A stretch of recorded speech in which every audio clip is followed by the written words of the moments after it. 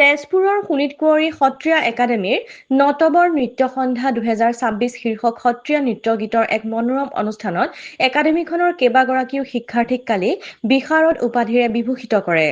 উল্লেখ্য যে 2008 চনতে প্ৰতিষ্ঠা লাভ কৰা একাডেমীখনে কলিয়াবৰৰ পৰম্পৰাগত এক সাংস্কৃতিক অনুষ্ঠান বংশধৰৰ সহযোগত তেজপুৰ মুঢ়াতেতেলীৰ অনন্ত কটেজৰ স্বামী বিবেকানন্দ কেন্দ্ৰৰ সভাকক্ষত অনুষ্ঠিত কৰা এই মনোৰম অনুষ্ঠানটি এক মাংগলিক পৰিৱেশত বন্তি প্ৰজ্বলনেৰে শুভাৰম্ভ কৰে তেজপুৰৰ ঐতিহ্যমণ্ডিত বাণ থিয়েটাৰৰ সভাপতি তথা বিশিষ্ট গীতিকাৰ সুৰকাৰ বংকিম শৰ্মাই।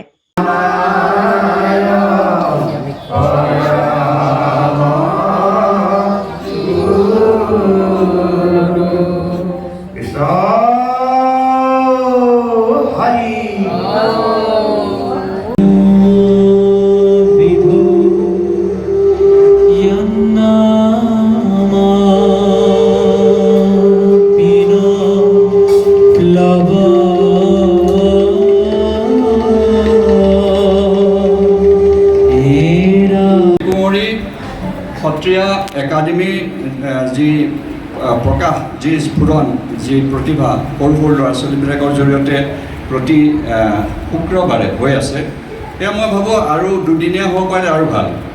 তেখেতৰ গুণৰ যি কথা প্ৰকাশ ল'ৰা ছোৱালীসকলে বিয়পিছে গুৰুদেৱ হিচাপে, আৰু আমি বৰ ভাগ্যৱান যে এনে এটা অনুষ্ঠান আমি এই সভাগৃহত দিবৰ কাৰণে সক্ষম হৈছোঁ।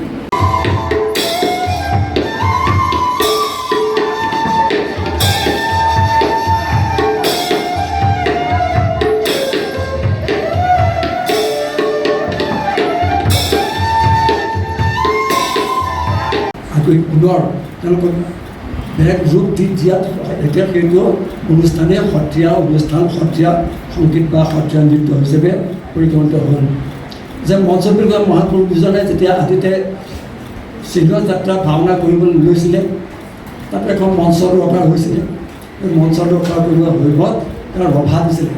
সেই ৰভাখনে যে থকিবলৈ সকলো দৰ্শকে চাবলৈ আৰু ভাৱৰীয়াসকলক ওলাবলৈ এটা নিৰ্দিষ্ট খলা মই আগতে খলা বুলি কয়, ভাওনা খলা, এতিয়া আধুনিক হৈছে মঞ্চ হ'ল। এই মঞ্চ মোৰ উদ্বোধন কৰাৰ দায়িত্ব দিছে।